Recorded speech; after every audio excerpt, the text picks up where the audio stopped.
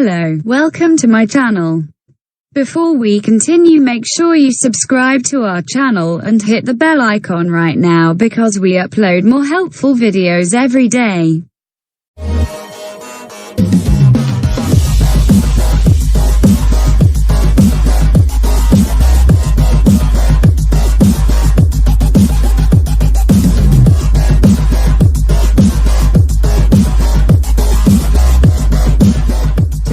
Gonna talk about 10 crazy origins of popular websites.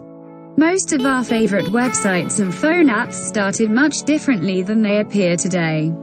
If things had gone according to plan, you would be logging onto YouTube to find that date instead of Tinder or whatever app or website you currently use. Want to plan a meetup? You would think of Instagram. Or, you just have a thing for comparing people's photos? That would have been Facebook's turf. How about if you wanted to know if the person you were about to call was available? You would use WhatsApp for that. The first version of WhatsApp did not even have the instant messaging capability. However, it appears that while the founders made their plans, fate often had other things in stock for them. Many founders watched as their initial plans flopped, with only a small part of it becoming successful. Others, like eBay, just watched them transform into some new products. Number 10. YouTube was a dating site. Today, YouTube is a hotbed of videos about almost anything. Curiously, it was intended as a platform to allow users meet prospective spouses. At the time, it launched in 2005.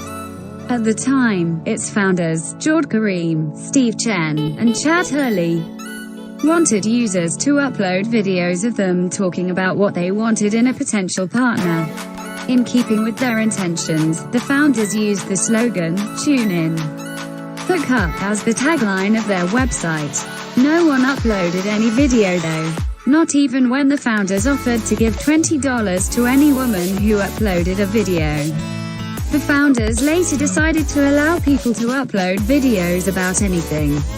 George Karim, one of YouTube co-founders, broke the ice when he uploaded an 18-second video of himself at the zoo. As at the time of this writing, the video, titled "Me at the Zoo," has over 79 million views with 3.8 million comments. Number 9.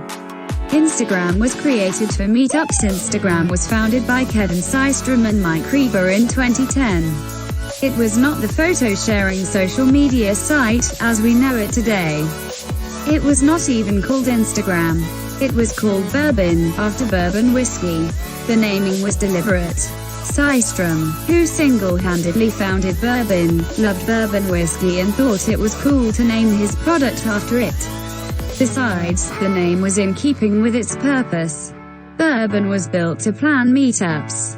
Users could check in at any place they visited, make plans with friends to revisit the place in the future, and later post photos of the meetup. Bourbon soon flopped because it was just too complex to use. Meanwhile, Systrom noticed that users were often more interested in sharing photos of their meetups than in using the other features. He brought Mike Krieger on board and they both developed what would later become Instagram. The duo planned Instagram as something in between Facebook and Hipstamatic, which were the two top photo-sharing sites at the time. Hipstamatic had good filters but terrible photo-sharing capability. Facebook was the opposite. Instagram would have both. Systrom did not forget the lesson he learned from the failure of Bourbon either. He made sure Instagram was as simple as possible. To achieve this, they removed everything else from Bourbon except the photo sharing, commenting and like tools. Now you know why Instagram has a clean and easy to use interface. Number 8. WhatsApp was supposed to be a phone book with attitude. WhatsApp founders, Jan Koum and Brian Acton, did not know they had created a messaging app at the time they released the first version of WhatsApp in 2009. 2 years earlier, the two future billionaires resigned their jobs at Yahoo to tour South America. During that time, they applied for jobs at Facebook but did not cut. In January 2009, Koum acquired an iPhone. Then he thought about creating an app that would allow people to have a status update beside their names. The idea was to allow people to send information to prospective callers about whatever was happening to them.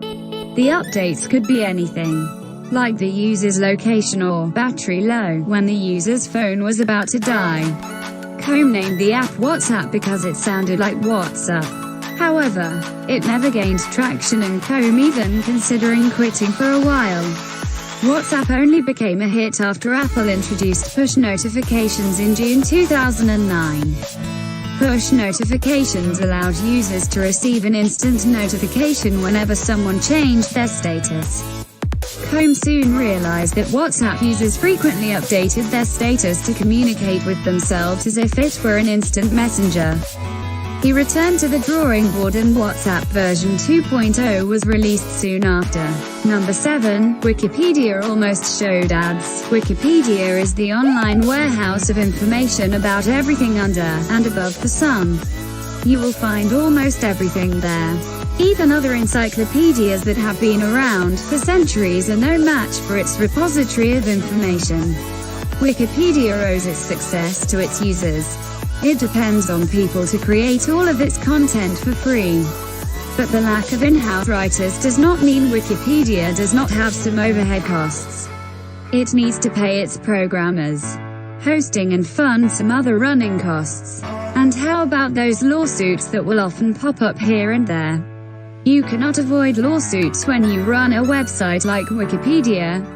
This means Wikipedia needs to make money somehow. The founders, Jimmy Wales and Larry Sanger, plan to generate money from paid adverts that would be displayed on the site. The sort of thing you see on almost every website today. Larry and Sanger hoped to make enough to cover salaries and hosting, even if they did not make a profit.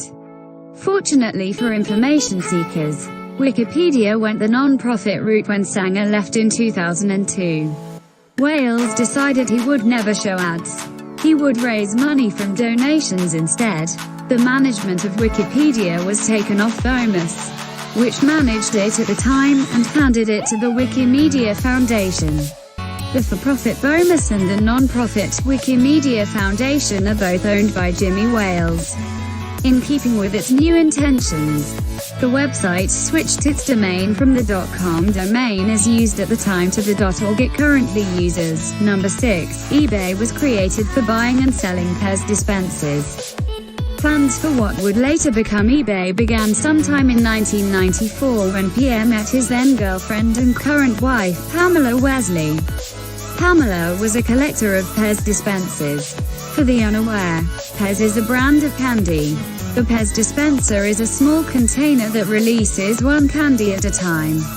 Pamela had complained to Pierre about her inability to find people wanting to sell their dispensers.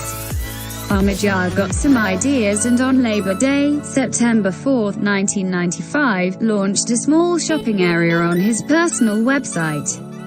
Pamela and other Pez dispenser collectors used the mini site to meet dealers who were willing to sell their dispensers.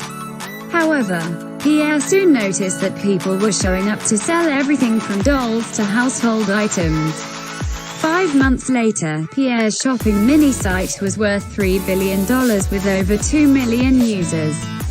The website had become so big that he had to move to its own dedicated domain we call eBay today. Number 5. Facebook was for comparing pictures. On October 28, 2003, Mark Zuckerberg launched a website he called FaceMash. Considered the predecessor of Facebook, FaceMash required users to click a button to determine which of the photos of two people was hotter. To get his first users, Mark hacked into Harvard University's database to steal photos used on student IDs. The website only lasted for a few days before the management of Harvard University shut it down. Mark was considered for expulsion but was saved when Harvard dropped charges. 4 months later, on February 4, 2004, Mark returned with a second website he called The Facebook. It was almost like FaceMash but with features to allow users to meet new people. The photo comparison feature was also removed. Like FaceMash, the Facebook was initially limited to Harvard University students but gradually extended to other colleges, high schools and later, basically anyone. Number 4. Flickr was supposed to include a chat room. Flickr was founded by a couple, Stuart Butterfield and Katerina Fake, in 2004. While the couple had always intended Flickr as the image sharing and hosting site as we know it today, it was not supposed to be all about photos. The original plans included a chat room. Butterfield and Fake first unveiled what would later become Flickr at the O'Reilly Emerging Tech Conference, San Diego, on February 10, 2004. Flickr was still in development at the time. It was not even their main product. Their primary product was a virtual game titled Game Never Ending. Flickr was their side project. The couple later decided to focus on the photo sharing and hosting program when they discovered its potential. However, they removed the chat capability. Meanwhile, Game Never Ending never got past the development stage. Number 3. We are supposed to send tweets via SMS. Twitter was called TWTTR at the time. It was founded in 2006. Twitter is pronounced Twitter, just like Twitter. It is the brainchild of Jack Dorsey, even though Noah Glass, Biz Stone, and Evan Williams would later step in as co-founders. Dorsey planned Twitter as a social media site that could only be updated via SMS. Twitter would quickly run into problems with this model. Workers at Audio, a podcasting business founded by Williams and Stone, who were beta testing the app, saw their phone bills increase by hundreds of dollars. This was clearly due to the massive amount of text messages they sent. One employee spent over $400 on SMS in 1 month. Audio even started picking up the SMS bills of workers that used the service. Twitter later switched to an all-web program. At the time it launched, as the SMS model was clearly unsustainable. Number 2. FaceTime was to allow users to make phone calls from their Macs. In 2007, Roberto Garcia assembled some Apple staff to develop a program codenamed Venice. Venice was supposed to allow iPhone users to make voice calls from their Macs. However, the program soon stalled and the team moved to other things.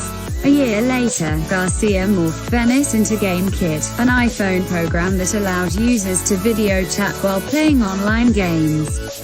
He and his team were successful this time. The GameKit itself was added to Apple's social gaming app, Game Center, in 2009. However, the video calling feature of the Apple Game Center, the former GameKit, was later spun off to create the first version of FaceTime. Number 1. Amazon only sold books. Amazon sells practically everything these days, from pins to houses, literally houses, not just building materials, and home appliances. Interestingly, Amazon had very humble beginnings. It was founded in 1995 to sell books. Just books and nothing else. The only thing it ever sold outside books were music CDs, but even those were considered a secondary product. Amazon primarily sold books for 3 years until 1998, when Jeff Bezos started to expand. On August 5, 1998, the New York Times reported that Amazon had acquired Junglee Corporation, an e-commerce and software company that operated a price comparison website and online marketplace. Think of Junglee as the Amazon of 1998. Amazon also acquired Planet All, an address book and social networking site with 1.5 million users.